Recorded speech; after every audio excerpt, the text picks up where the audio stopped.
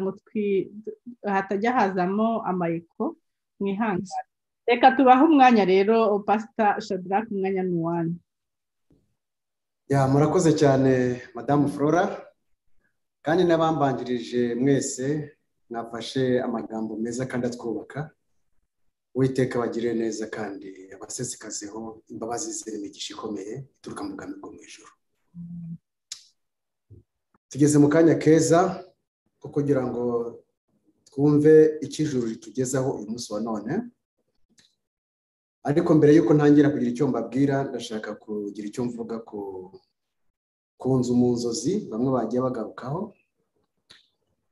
Inzu mu nzozi mwabonye iva kuri iyi si ikagenda ikagera mu ijuru, kandi ibyo ngibyo wabibonye usabye Imana ngo nkeneye igitangaza, icyo gitangaza Uwiteka yakweretse. Hari n'undi nawe ugeze kuvuga ku byerekeranye n'inzu iva kuri iyi si ikagenda ikagera mu ijuru. Izo nzozi zanyu rero ni kimwe n'inzozi umugaragu w'Imana Yakobo yagize ubwo yari mu bihe by'akaga gakomeye cyane, afite ishavu rikomeye, ari guhunga ava kwa se agiye kwa Nyirarumerabandi, ari wenyine afite agahinda gakomeye, yararyamye nijoro. Uwiteka kugira ngo amwereke ko ari kumwe nawe, amwereke cya gitangaza, nawe wabwiye ngo nyereke igitangaza. Muri ijoro yararyamye, abona urwego ruva ku isi ruragenda rugera mu ijuru, abamarayika bava mu ijuru bamanuka, abandi bava ku isi bajya hejuru, bagera aho umugaragu w'Uwiteka Yakobo yarari. Izo nzozi rero z'inzu iva ku isi ikagenda ikagera mu ijuru, n'urwo rwego Yakobo yabonye ruva ku isi rukagera mu ijuru, ari naga abamarayika buriraga bamanuka. Inzozi zanyu ni zimwe. Ni ukuvuga ngo Uwiteka yatweretse ko hari ikintu kibasha kuduhuza n'abaturage bo mu ijuru tukagendererana. Icyo kintu kirahari kandi ni igitangaza gikomeye. Ese abakizi ni bande? Icyo kintu nta kindi gituma tugendererana, abo mu ijuru bakaza, abo mu isi bakajya mu ijuru, nta kindi, ni amasengesho. Niyo mpamvu babwira ngo amasengesho intwaro idahusha. Iyo turi mu masengesho tuba tugenderana n'ijuru. Abo mu ijuru baratugenderera, bakatwongorera, bakatubwira amabanga, bakatubwira ibikomeye tutazi, abatemera Imana batazi. Ngaka agaciro k'amasengesho, agaciro k'amasengesho ni ikintu gikomeye cyane. Iyi ntwaro mwafashe muzigire muyirekura, mugiye kubona ikintu agiye gukora mu Misiri imbere mu gihugu cy'u Rwanda. Kandi muzabibona, ntabwo ibi ngibi turimo turi gukina, ntabwo turi muri teatre, tuzi ibyo dukora mu Misiri imbere. Gusa icyo Uwiteka agiye gukorera mu Rwanda ntazagire umuntu n'umwe uzakitirira, muzamenye ko cyavuye muri iyi periode y'iminsi 21 y'amasengesho. Kandi rero kirahari. Abaturage bo mu ijuru nk'uko tugenderana babitugeza. Ikindi nanone nshaka rero kubabwira, hari mugenzi wacu nanone umaze kugenda mu kanya avuze ikintu gikomeye cyane yabonye mu nzozi. Yabonye Kagame yasinze ari kudandabira. Mugenzi wacu aragiye, tutabiganiriyeho kugira ngo yumve icyo bishaka kuvuga. Yabonye Kagame yasinze ari kudandabira, abibona mu nzozi. Burya rero hari ikintu ugomba kumenya. Ningira ikibazo cy'ijwi byageze kumbwira kuko network yanjye ntabwo nyizeye.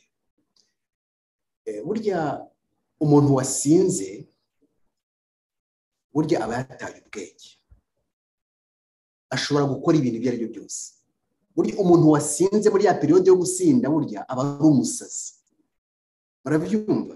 Iyo umuntu yanyweye inzoga agasinda, burya muri ya periode afite isindwe aba ari umusazi, kuko ubwenge bwe ntabwo waba ukora. Iyo umuntu yanyweye urumogi agasinda nyine bya bindi burya aba yabaye umusazi muri ya periode yose. Barabyumva neza? Ni ukuvuga ngo inzoga, urumogi n'ibindi birasindisha. Hano rero harimo ikintu gikomeye cyane kandi tugomba guha agaciro. Ni ukuvuga ngo abantu dufite i Kigali, bariya abategetsi dufite i Kigali, ntabwo ari bazima. Ntabwo ari bazima. Ni ukuvuga ngo ziriya nzozi Bonheur yabonye ni ukuri. ni ukuvuga ngo ibintu bakora ntabwo ari iby'abantu bazima, ni abasazi.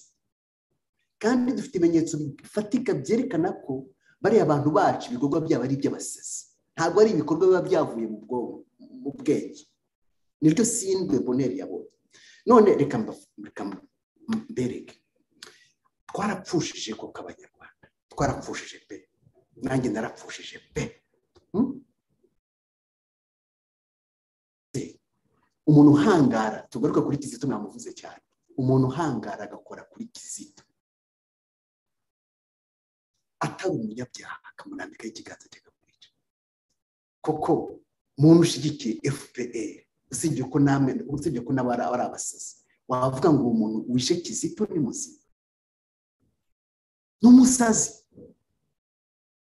n'umusazi. Mutekereze umuntu upanze gahunda yo kwica abatutsi bose bo mu Rwanda, yarangiza akadukira abahutu akaritagura, uwo muntu muravuga ngo ni muzima? N'umusazi. Urabyumva? N'umusazi. Buri rero abanyarwanda dufite ikibazo cyo kuyoborwa n'abantu basinze nk'uko Bonheur yabivuze. Nicyo kibazo gikomeye dufite. Isindwe bafite kandi ntabwo ari isindwe yo kunywa inzoga, ntabwo ari isindwe y'urumogi, ni isindwe yo kunywa amaraso. Burya amaraso arasindisha. Murabyumva? Amaraso arasindisha. Icyo nicyo kibazo dufite. Ririya nzozi rero Bonheur yabonye uriya muntu wacu adandabirana, ni ukuri, ni ukuvuga ngo ubwenge ntabwo buri kuri gahunda. Kuko ubwenge buri kuri gahunda ntabwo yafata umwavoka w'umunyamerika udafite icyaha n'Amerika ngo amujugunye muri gereza. Abandi batuye isi batinya abanyamerika. Ariko iyo ubwenge bwavuye kuri gahunda uba uri igiharamagara, kandi ibyo byose aba akora bigira ingaruka. Ntabwo waba uri umuntu muzima mu bwonko ufata umudamu nka idamange udafite icyaha ngo ujugunye muri gereza kandi ari kuvuga ibintu bizima, kiri ku musazi. Ntabwo waba uri umuntu muzima wateruye FPR akayitereka ku butegetsi n'imitungo ye yose, warangiza ukamuhemba kumwica, amaraso yakaribwa nibwa. Ngo ndi kuvuga Rwigara Sinaporo. Yarangiza agafata umugore n'abana ntabwo umuntu muzima kuri. Icyo rero cyo ushaka kubabwira, izo nzozi Bonheur yabonye ni ukuri. Ni ukuvuga ngo abanyarwanda ntabwo tuyobowe n'abantu bafite ubwenge buri kuri gahunda, ahubwo tuyobowe n'abantu basinze, tuyobowe n'abantu batari bazima. Niyo mpamvu Uwiteka rero agomba kudutabara. Hano rero nshuti bavandimwe, turi amadini atandukanye. Hano turi amadini atandukanye, harimo Abadiventiste, harimo Abapentekote, harimo Abagatulika, harimo ADPR, harimo Abangilikani, harimo abo mu itorero ryasigaye. Amatorero ni menshi cyane ari hano, kandi nifuzaga ko n'Abayisilamu baza kuba baranga. Hano rero hari ukuntu abantu dufite imyumvire ipfuye, hari ukuntu abantu tugira imyumvire y'ubujiji, bagashingira kuri rya somo rivuga ngo ntimukifatanye n'abatizera. Ngo isomo riravuga ngo ntitukifatanye n'abatizera, ngo biriya bintu birimo Abagatulika ngo sinzamo, ngo birimo ngo Abadiventiste ngo ntabwo nabikandagiramo, ngo birimo ngo abo muri ADPR ngo sinabikandagiramo. Ibyo ni ubujiji. Mwari mubizi ko ari ubujiji? Ni ubujiji bukomeye cyane. Ntabwo Uwiteka yaduhamagariye kunena bagenzi bacu, kandi icyo kintu ni nacyo Abafarisayo baregaga Yesu. Wewe uri kumwe ngo nabari abantu, ngo nabari abantu, ngo nabari abantu, ngo nabari wese ngo wavuga siki. N'uyu munsi wa none birababaza iyo mubona ngo abantu ngo n'abapasiteri, ngo n'abapadiri, ngo ni bashe bakirirwa bigisha abayoboke babo, ngo ntimugasangire n'Abagatulika, ngo ntimugasangire n'Abadiventiste, ngo ntimugasangire ngo n'Abayisilamu, ngo ntabwo muje kwizera. Ntabwo ririya somo ari bwo busobanuro bwaryo. Ririya somo abantu baryumva nabi. None se niba muri kuvuga ngo nitwifatanye n'abatizera, tuvuze ngo muze dusengere u Rwanda, kubera iki iyo umuntu yapfuye mwese muhura mukaza muri amadini atandukanye? Kubera iki zera ngo muza kwifatanya? Muza kwifatanya muza gushyingura, ariko kuza kwifatanya dusaba Uwiteka ngo akuri kizira kirimbuzi kirari i Kigali, ngo ntabwo duhuje kwise. Ubwo ni ubujiji. Ni ubujiji. Tugomba guhumuka.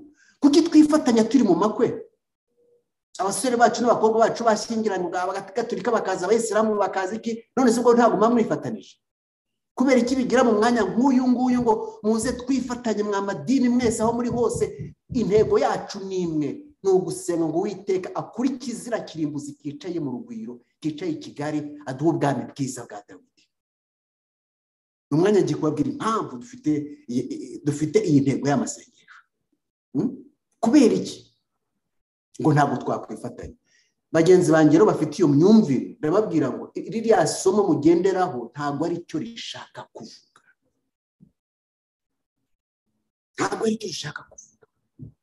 ntabwo ugomba kwifatanya n'abasambanyi ntabwo ugomba kwifatanya n'abajura ntabwo ugomba kwifatanya na FPR ifite imigambi yo kumena amaraso kuko nta n'umwe mwahurira ariko abafite imigambi yo kugira ngo tugere ku kintu kizima kizahesha Imana icyubahiro nta kibazo gihari bagenzi banjye rero muri hano mwemeye kuza ngo twifatanye turi amadini atandukanye basaba imigisha yo Uwiteka basaba imigisha iva mu bwami bwo mu ijuru Uwiteka azabereke ko mutavunikiye ubusa kandi mu minsi iri imbere muzabona ikigiye kuva mu masengesho yanyu Uwiteka bagire neza hano rero nshuti bavandimwe banyarwanda bo mu gihugu abari hanze y'igihugu namwe muri kuri Zoom hano hari impamvu ikomeye cyane yatumye dufata ibi bintu bikomeye bidasanzwe iyaba abita ngo ni abakristo ngo bazi Imana iyaba niba bemeraga Imana koko ko Dawidi yasenze amasengesho ye agakora ibitangaza kuki uyu munsi twumva ko tutasenga ngo amasengesho yacu akora ibitangaza kandi ugasanga uwo nguwo niwe usanga afite biriya mu ntoki Dawidi atari ibintu yakoze akamusingiza ariko wamubwira ko ibyo Dawidi yakoze icyo gihe natwe twabikora bigakoreka akagusiga kugira ubwami twebwe turi abakristo kuki twemera ngo Mose yakoze ibitangaza Yesu yakoze ibitangaza Eliya yakoze ibitangaza bivuye mu masengesho Ezekiya yakoze ibitangaza bivuye mu masengesho kuki twe tutumva ko ibyo bitangaza bya kera ko uyu munsi wa none Imana itabikora ni ukuvuga ngo iyo tubahamagare ngo muze twishyira hamwe dusenge abantu bati ibyo ntabwo bishoboka muri iki gihe ni ukuvuga ngo Imana ya kera ntabwo ariyo Mana y'ubu ntabwo ariko bimeze Imana ya kera y'uyu munsi n'ejo nimwe ntabwo ihinduka niyo mpamvu rero amasengesho intwaro idahusha mugiye kureba umusaruro ugiye kuva mu masengesho nshuti bavane ntabwo bari abagizi ba nabi bari i Kigali ntabwo bari abagome bicaye i Kigali bashobora kuzakurwa hariya ari uko Amerika idufashije iki kintu mwibagirwa Amerika ntabwo bizashoboka mwibagirwa Abafaransa mwabonye Macron ari i Kigali ko yavuze ngo nta double genocide yabaye iriya jambo kugira ngo risohoke mu kanwa ka Macron buriya muzi ikiguzi bamuhaye hari ikiguzi ntabwo apfuye kuvuga iriya jambo barabyumva ntabwo rero mwebwe ntimuteze amakiriro yanyu ingo Abafaransa ngo Abanyamerika baje n'ibiki nk'ibyo ngo oni reka da agakiza kacu kari mu masengesho iyaba twamenyaga agaciro k'amasengesho babwije ukuri twaryama tugasinzira reka rero uyu munsi wa none nshuti bavandimwe banyarwanda bo mu gihugu twifatanije abo hanze y'igihugu namwe bagenzi banjye twemeje kurwana intambara dukoresha amasengesho reka mbabwire impamvu rero y'amasengesho kandi nayo babwiye tugitangira ngiye kongera ngisubiremo nkuko mushiki wanjye Koremani yababwiye igihugu cy'u Rwanda cyarahumanye guhera muri 1990 kugeza uyu munsi wa none igihugu cy'u Rwanda cyarahumanye mbese ikintu gihumanyirisha igihugu ni iki amaraso ahumanya igihugu ikintu gihumanye igihugu ni iki ijambo ry'Imana ritubwira ko amaraso ahumanya igihugu igihe cyose abo ngabo bamena amaraso bakiri ku butaka bw'u Rwanda igihugu cy'u Rwanda cyarahumanye hakeneye imbaraga ikomeye cyane yo kugira ngo igihugu cy'u Rwanda gihumanurwe nshuti bavandimwe rero impamvu y'amasengesho ikizira kirimbuzi gihagaze ahera hatagatifu mu gihugu cy'u Rwanda ikizira kirimbuzi gihagaze ahera hatagatifu mu gihugu cy'u Rwanda kiriya kizira turi gusaba Uwiteka mu masengesho ngo acyakura areba ahantu akijyana ntabwo tugikeneye ntabwo tugishaka ntabwo dushaka kubana n'ibizira, agomba kugikura hera hatagatifu ku mbaraga ze akazakijyana ahandi hantu ashaka, akijyana ikuzimu, akijugunya mu nyanja, akijugunya muri gihinomu, aho azakerekeza hose. Ibyo icyo dushaka gusa nuko ntabwo dukeneye ikizira kirimbuzi muri Kigali. Iyo ni iya mbere. Cya kabiri, igihugu cy'u Rwanda kiyobowe n'abagome. Se mujya mubimenya cyangwa mubona mwageze muri Amerika, muri Canada, mwiki muraryama, murasinzira, mwabona bukeye basi ibintu mukabyibagirwa n'abari i Kigali. Igihugu cy'u Rwanda kiyobowe n'abagome, utarubizi wese abimenye. Ariko iyo mubona umuntu wagombye kubera intangarugero kuri bose agahagarara imbere y'abana bato imyaka 12 ati singira isoni zo kwica, ati kandi namwe ndabararikira kugira gutyo, uwo muntu andi matunda muteze kuzamukuraho nayaye. Iko mw'Abanyarwanda mwirukanga mu bintu mutazi ibyo mwirukangamo, mukirwa muri gukoma amashyi mutazi ibyo murimo. Umuntu ahagarara imbere y'abana byaye ngo banasingira isoni zo kwica, ngo kandi namwe ndabararikira kugira gutyo, uwo muntu ikindi kimutezeho n'icyo azabona usibye kubica gusa. Igihugu cy'u Rwanda kiyobowe n'abagome. Iyo ni impamvu ya kabiri idutera kubwira Uwiteka wahanze u Rwanda karurema tuti kuri kizira kirimbuzi muri Kigali uduha abantu bazima. Ikindi cya gatatu, u Rwanda rutemba amaraso nk'amazi y'ibiroha guhera muri 90. Bari abantu b'i Kigali batanga statistique ngo hapfuye ngo Abanyarwanda ngo miliyoni 1 ngo n'ibihumbi 100 reka da. Abantu tumaze gutakaza mu Rwanda ntago bari munsi ya miliyoni 5.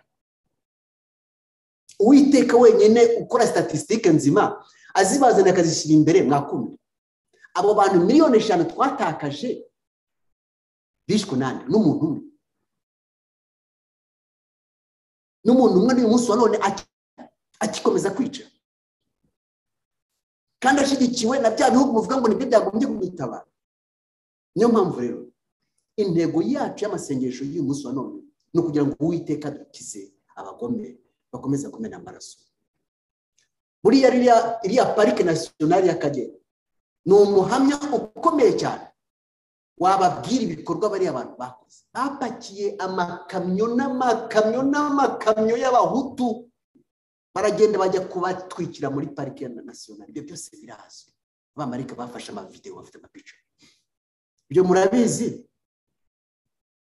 Mubari ishyamba hari iriya parike nationale y'Akagera irabahamiriza neza, ni umugabo uhamya ibyo FPR ikora. Amakamyo n'amakamyo bapakiyemo abahutu ngo nuko ari abahutu baragenda bajya kubatwikira. Ibyo mbabwira n'ukuri ntabwo mbeshye, muzagende mubaze ishyamba rya Nyungwe, abantu bapakiyemo akabajya kubatwikiramo hari bakajya kubiciramo. Muzabaze uruzi rwa Nyabarongo. Ntabwo bapfuye mu Rwanda ari abatutsi gusa, abahutu barapfuye n'abatutsi barapfa. Niyo mpamvu abatutsi n'abatwa n'abahutu tugomba kuba umuntu umwe, kuko amakuba twahuye nayo namwe kandi twazaniwe n'iki n'ibyigomeke n'ibyigenge ngo bizi ngo birusha abantu bose ubwenge. Girirwa biri kubeshya gusa bindagiza abantu ubwenge bwabo n'ubugizi bwa nabi gusa. Abahutu, abatutsi, aboroheje, abakomeye ndabahamagarira gukundana, mwitandukanye n'abicanyi muri byaremwe bishya. Uwiteka agiye kudukorera ibikomeye. Cyakane ishimutwa ry'Abanyarwanda, niko Abanyarwanda bazashimutwa bageze ryari? Abanyarwanda bazicwa bageze ryari?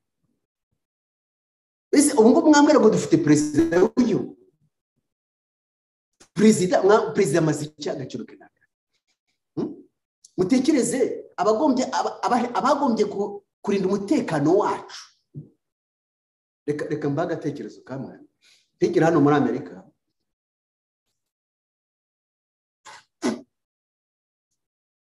Tegera hano muri Amerika. Nigeze kuva muri state ya Maine ngiye Michigan. Harabona ngiye gusurayo. None naje kugera mu yindi state ndagomba gufata bisi mva muri bisi njya mu yindi none ushakisha bisi njyamo ndayibura mbaza mu black american wari uruhande rwanjye ibisi ryahangare arambwira ati baza polisi hari umupolisi wari ngo ku ruhande amwe mubaza polisi atahwiko kuri umuntu umugizi wa nabi rwose urego ngo nimbaze polisi ubwo nge numvaga ngo polisi yo muri Amerika niyo polisi yo mu Rwanda kuko polisi yo mu Rwanda ni impyisi iyo uzibonye ni nko kubona igisimba kije kukurya naho abapolisi hano muri Amerika abapolisi muri bindi bihugu nibo mutekano iyo babonye uvuga uti mfite security nabi wacu ni ibisimba ni ibikoko mwabonye uriya mukuru wa niyo mugabo Jean Bosco ibintu bamukoreye ari abapolisi baje aribo bari bashinzwe umutekano ariko nabagizi ba nabi icyo gihugu se maragishaka ngo tuzakomeze kuba muri ubwo buzima ubuse n'ubuzima abandi urongo abandi bakirirwa bari kwigisha ngo wacu ni mu ijuru none se niyo wacu ari mu ijuru Yesu yaravuze ngo mu isi twahamagare gukorera ibyo ngibyo kandi dufite uburyo twabirwanya tukabivamo tujijuke kindi rero nshuti bavandimwe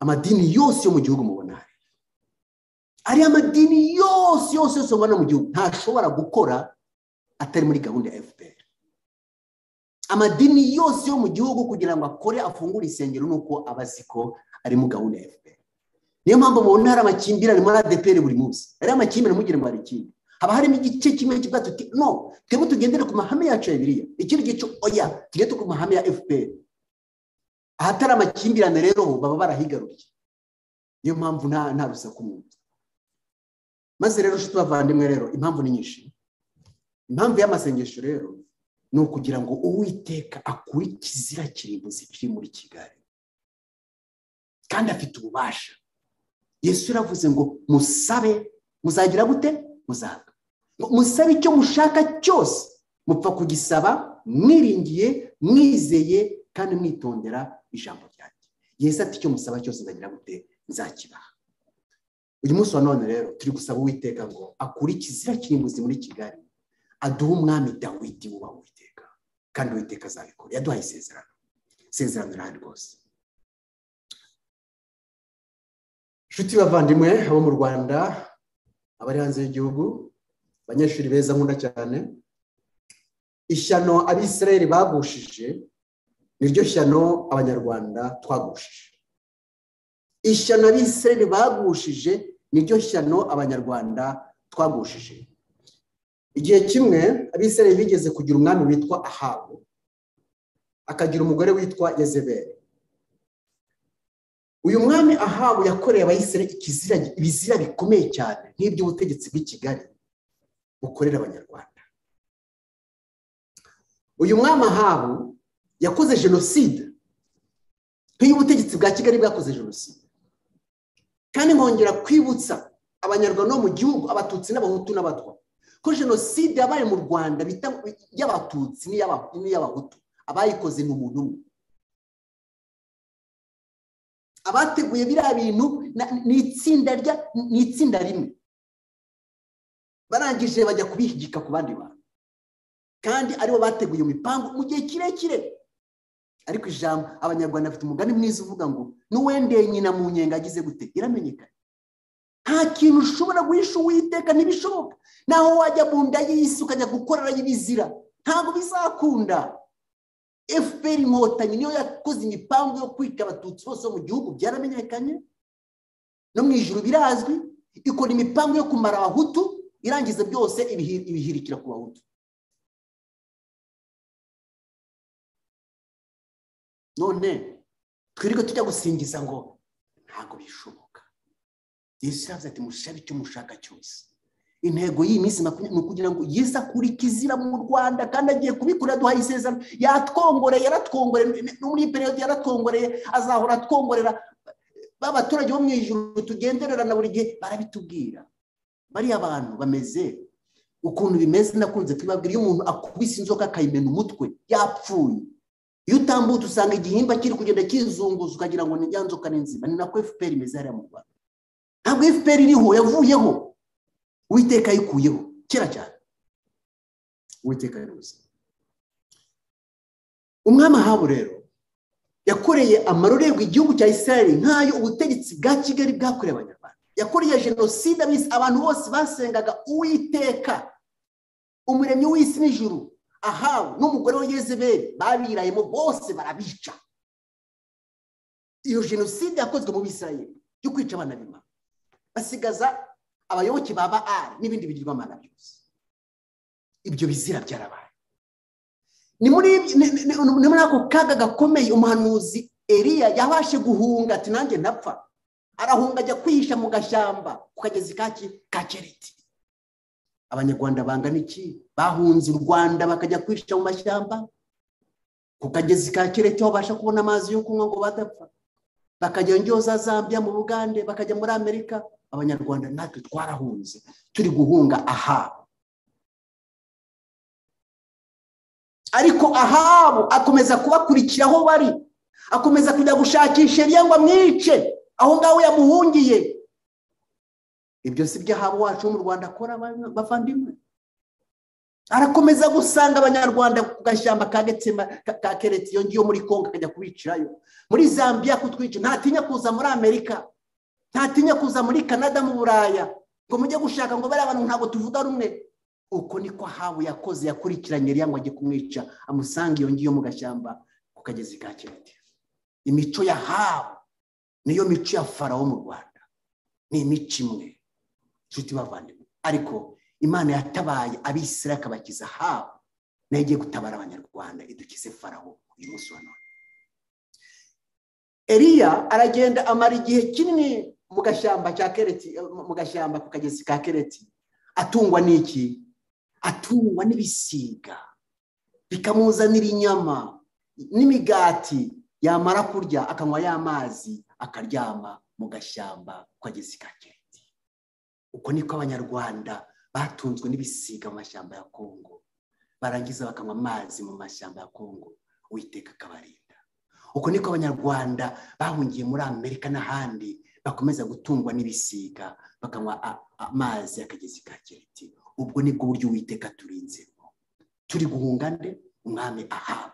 Igihe cyaje kugera, none Uwiteka abwira Eliya ati va aho hantu muri ako gashyamba, ugende usubireyo, ugende uhangane n'umwami Ahabu amaso ku maso.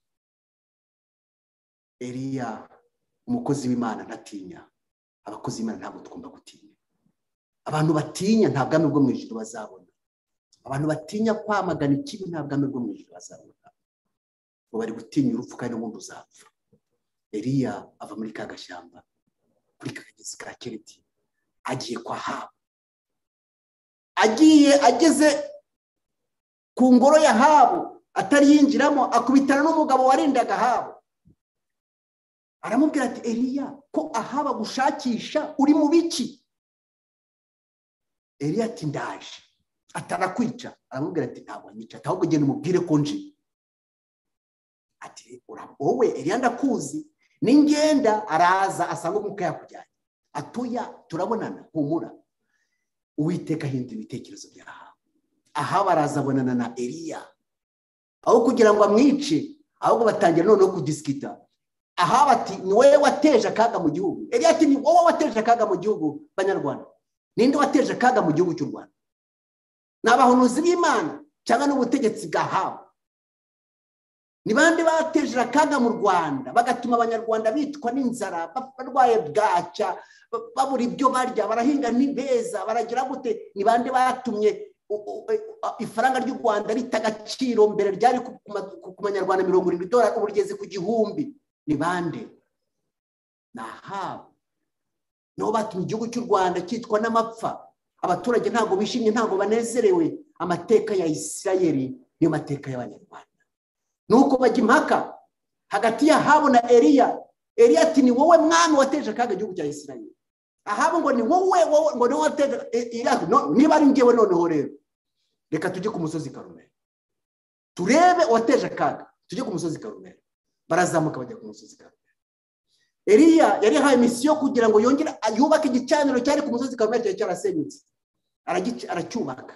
Arangije abwira Ahabu n'abakozi n'abahanuzi be 850 baba Baali n'ibindi bigirwamana ati uyu munsi wa none tugiye kureba uwateje akaga mu gihugu cya Israel. Urasenga Imana ye ikamanura umuriro mu ijuru igatwika iki gicaniro, turamenya ko uwo nguwo Imana yari ukuri, ko Imana ye ko atari yateje akaga. Ariko abarasenga ntibishoboke, abo ngabo nibo barabateje akaga, nta nubwo bagomba kubaho. Muzi byabaye inshuti bavandimwe. Eliya yarabwiye ati Ahabu rero n'abantu bayo bahanuzi 150 ngaho nimusenge. Eliya ari umwe kuko abahanuzi Imana bose Ahabu yari yarabishe, ariko Uwiteka yari biki 7,000 mwibanga rye abantu batabizi, ariko Eliya azi ko bose bapfuye. Nuko bava mu gitondo basenga ngo Baali manura umuriro wiyerekane, manura umuriro kuri gicaniro gikongora inka twashizeho aya maze barasenga kuva mu gitondo kugera mu gicamunsi, ntabwo Baali yigeze basubiza. Muzi ikintu cyakurikiyeho, bazanye ibyuma batereka twikebagura, barikebagura, amaraso aratemba. Baali dore amaraso ari gutemba, tabara Baali, tabara amaraso ari gutemba. Baali yarashubije kada ahubwo rero yarabaseka ati musakuze cyane, Imana yanyu irasinziriye, mugende mukomange byuke. Imana yawe yamanuye umuriro, reka da. None igihe cyarageze, Eliya abwira umwami Ahabu ati rero urabona ko abantu bawe byabananiye, babwire nta icyo batakoze se. Umwami ati ntajye nubabwire bigire nanjye ntabazi Imana yanyu. Eliya ni umuntu umwe, abandi ni 150. Maze Eliya arababwira ati iki gicaniro mukorakoranye inkwi, iki gicaniro mukorakoranye ibiti barabikorakoranye, muzana amazi mumenamo kugira ngo batagira ngo hari ikibiriti Eliya yazanye. Bazana amazi bamenamo, baruzuza cya gicaniro cyose gitemba amazi. Marabyumva? Nuko barambikaho cya gipfizi cy'inka bari bashize aho ngaho. Nuko maze Eliya bose bari kumushungera, abandi bamaze amasaha agera kuri 10 nangaye ku munsi bahari tumvishe. Eliya avuga rimwe ati Data wo mu ijuru, uyu munsi umwami Ahabu n'abayisirayeli bose amenye ko uwo senga ari Uwiteka ushobora byose. Muzi ikintu Uwiteka yakoze? Ako kanya atararangiza, umuriro wavuye mu ijuru maze utwika iki igicaniro. Haleluya! Ndashaka kubwira mwebwe muri Zoom. Amen. Ndashaka kubwira mwebwe muri Zoom. Ahangaha turi ku musozi Karumeli, niyo mutari mubizi mwe. Mwebwe nongere mbisubiramo mu byumve neza. Mwebwe muri Zoom hano, ahangaha turi mubyandika mu mateka yanyu, turi ku musozi Karumeli. Turi ku musozi Karumeli, mubimenye neza. Muzabisobanukirwa neza umunsi muzabona ibivuye muri amasengesho yacu. Turi ku musozi Karumeli. Icyakurikiyeho ni iki? Ari nacyo kigiye gukurikira iyi Karumeli yacu, muzi cyari cyo? Maze Eliya amaze gusenga agasubizwa, bose bakabona ko Imana yari nzima, bakabona ko Imana y'abahanuzi 150 ko ari Imana itabaho. Eliya ako kanya ku musozi Karumeli yahindutse umwami. Yahindutse umwami Eliya, atanga itegeko, maze umwami ntiyarirwanya. Ku musozi Karumeli Eliya yahindutse umwami. Byagenze gute rero? Eliya yafashe itegeko, nta muntu n'umwe abashe kurivuga. Yarategetse abaturage bose bari ku musozi Karumeli, yarabategetse mufata abahanuzi 150, barabafata mubamanukane mu gikombe cy'umusozi, barabamanukana. Arategeka ati mubice, barabica. Umwami ari kureba, nta kintu yagize gute, nta kintu yakoze. Ku musozi Karumeli Eliya yahindutse umwami, atanga itegeko, nta wamuvuguruje. Babahanuzi 150 bose abaturage barongo barabica, barabamara. Nguko ko Uwiteka akora.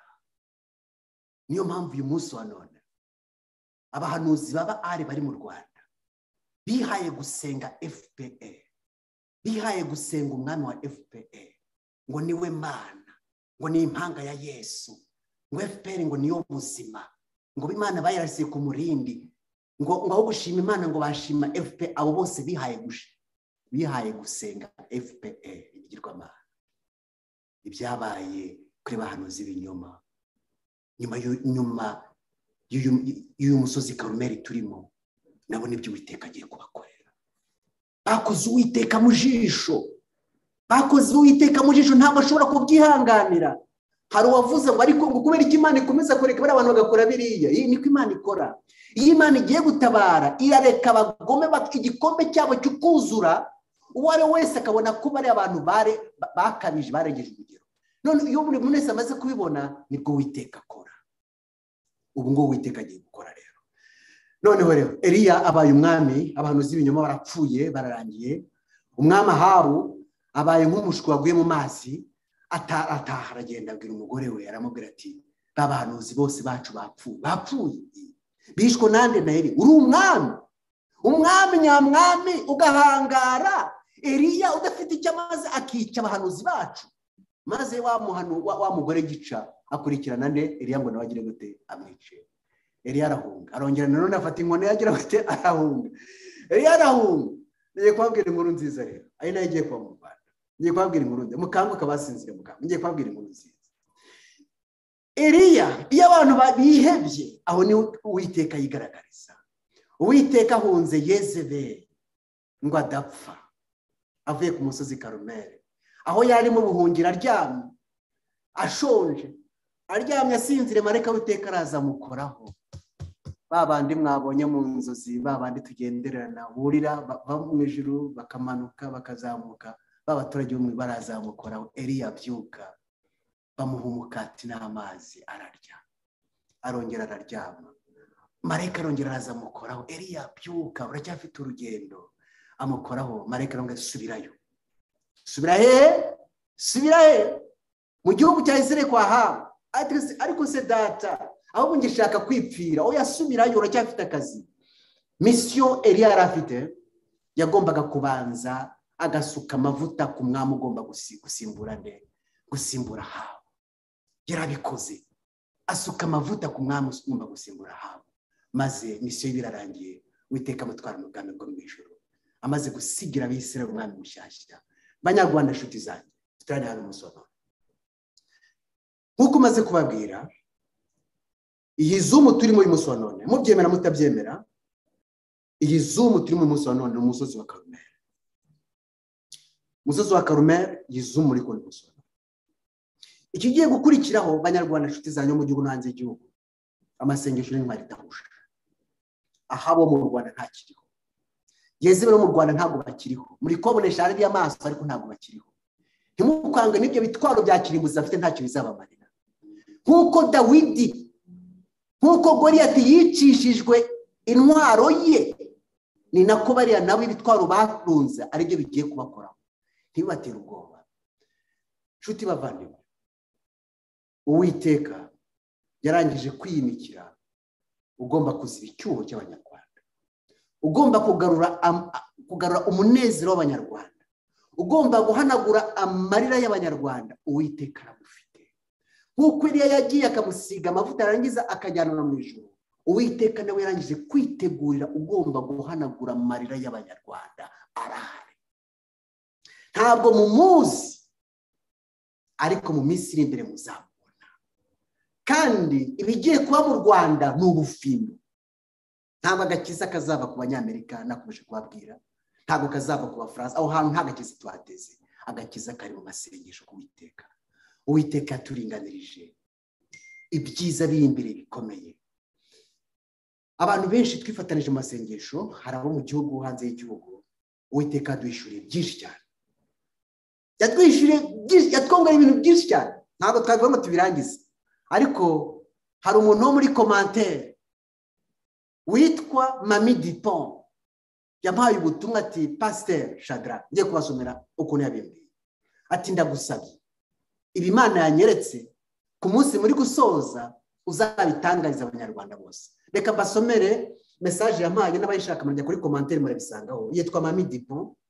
Yaravuze ati Pasteur Shadrach, nanjye nahawe igisubizo kubera ugutakamba nsabira Abanyarwanda gusubira muri gakondo yacu. Ngiki Izayi 65 murongo wa 17 kugeza 25. Bishobotse mwahasoma mu gusoza amasengesho, Imana iduhana umugisha. Ubu n'ubutumwa bwa Mami Dupont yampaye, ndabushohoje. Mami Dupont gushoreje message wampaye ubu noneho ngiye kuhasoma niryo somo tugiye kurangirizaho noneho gahunda kayisubiza Madame Fora. Mutega amatwi mu Banyarwanda Uwiteka ni mwiza aradukunda cyane. Nihangane narwaye akantu kameze nk'uducurane.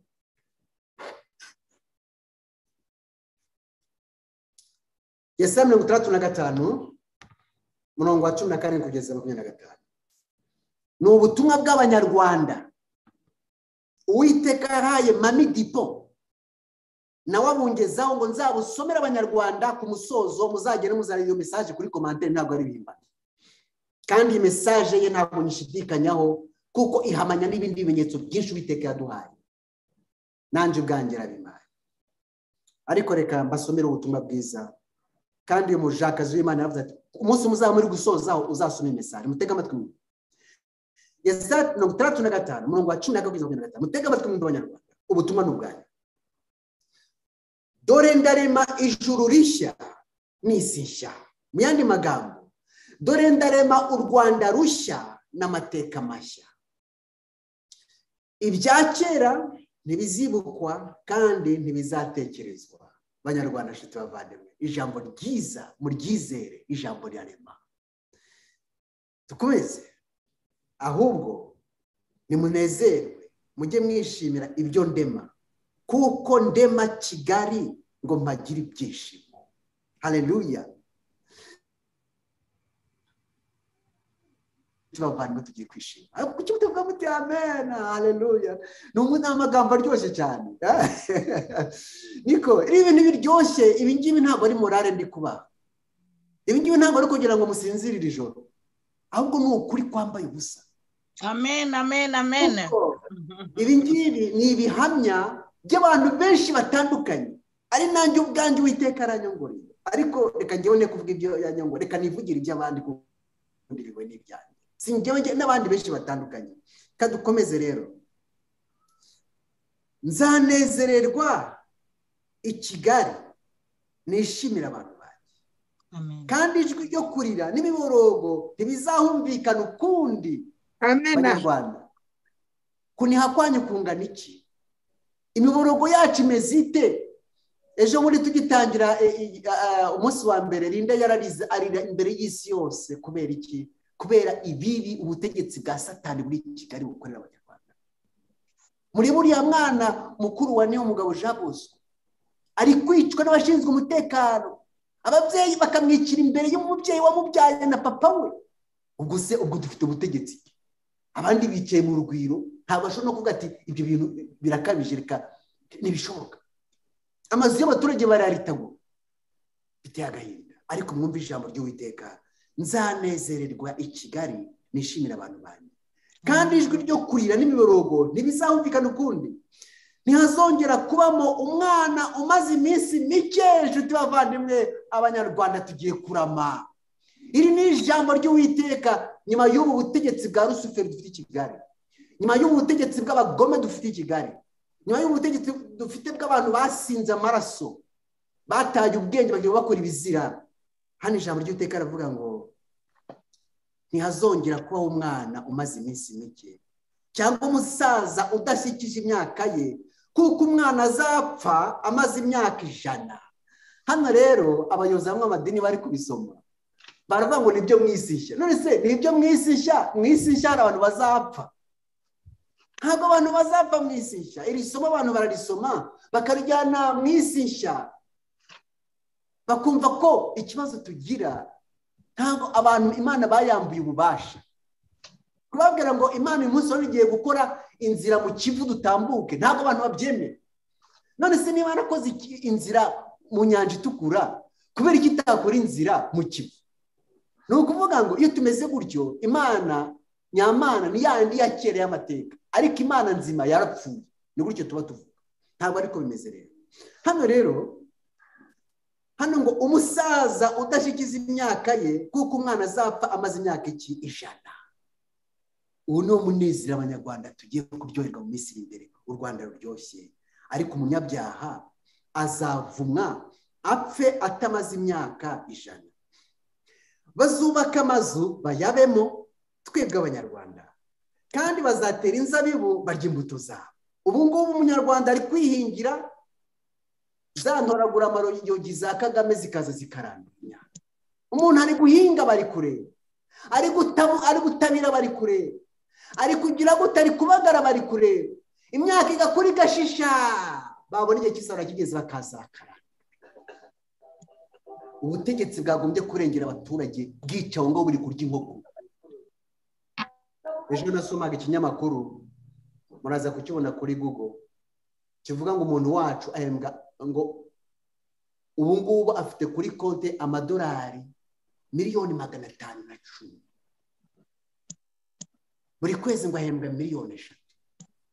Mugende murabisanga mu kinyamakuru kuri Google. Mutekereze ukuntu abanyarwanda bari gupfa bitwa na bwacya, afite kuri konti miliyoni 510.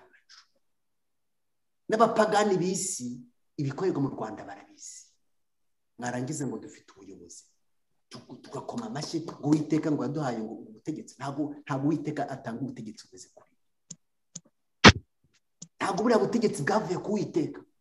Babandi basoma Bibiliya ngo ubutegetsi bwose bwavuye ku Mana bakabyumva gutyo. N'ubujiji. Ntabwo twumva ijambo ry'Uwiteka. Ntabwo abategetsi bakora amarorerwa ari Imana ibashiraho. Reka da. Baba bashizeho na Satani. Uwiteka arabareka gusa ngo bajye kwerekana imirimo ya Satani. Ariko ntabwo ari Uwiteka ubashyiraho.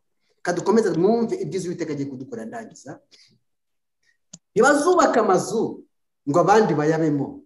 Ntibazatera inzabibu ngo ziribwe n'abandi kuko bazamara imyaka nk'iy'ibiti. Tugiye kurama nshuti bavandimwe, nyuma y'uyu mubabaro ukomeye turimo tugiye guhabwa umunezero. Kandi abatoni banjye bazashyira kera bishimira imirimo y'intoki zabo.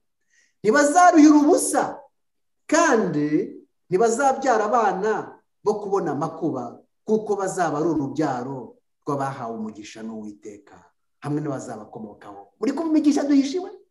Ubu ngubu umubyari kubyara ati FPR abana bangira iri kubica. Umubyari kubyara azi neza ko umwana we atararama. Umubyari kubyara azi ko atarabaho. Abanyarwanda bari kuryama batazi ko baramuka, bakwirirwa batazi ko babyuka. Ngiye imibereho y'Abanyarwanda. None ko dufite inzira Uwiteka yaduhaye, ingoro iriya shyano dufite i Kigali iri hafi, kuki iyo nzira tutayikoresha? Iriya nzu mwabonye iva ku isi ikagera mu ijuru ni inzira Uwiteka yatweretse tugomba gusabaniramo n'abaturage bo mu ijuru. Ibizira biri i Kigali bikahava. Iyo nzira nta yindi ni amasengesho.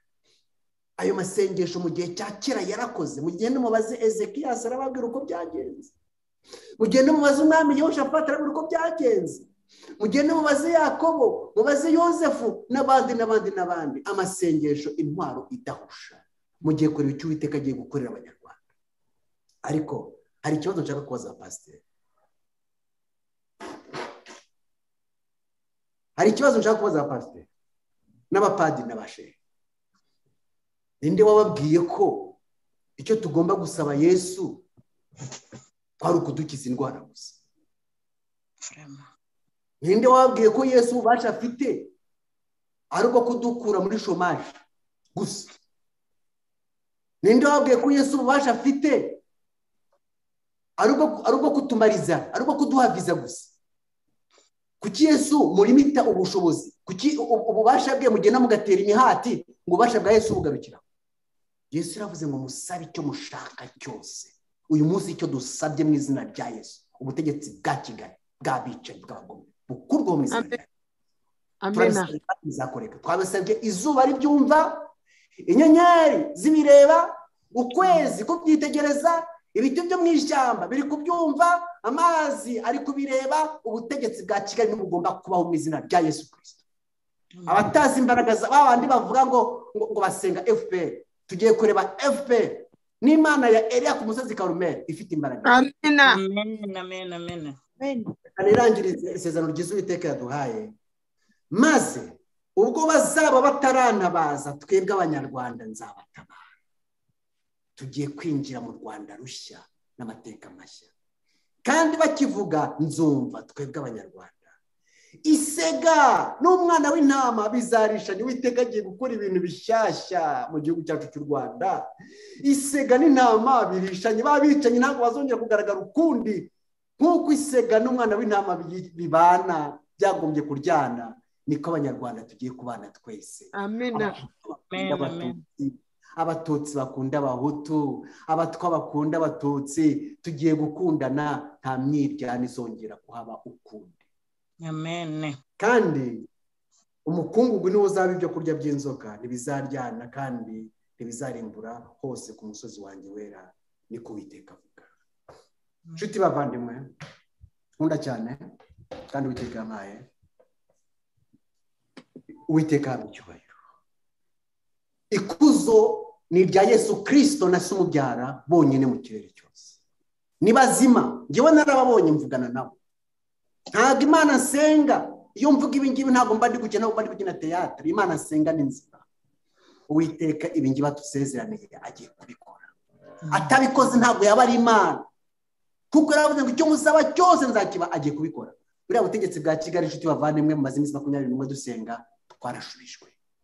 Mugende muryame, ya gato yakore Imana yavuze ati mufate mwese gato, mwese mufate gato, mufate n'ibindi dukore fe. Ubu ngubu nuko turi ahantu hatandukanye, twagombye guhura twakora umunsi mukuru, kuko deja twaratsinze intambara, twarayitsinze byarabaye. Amina.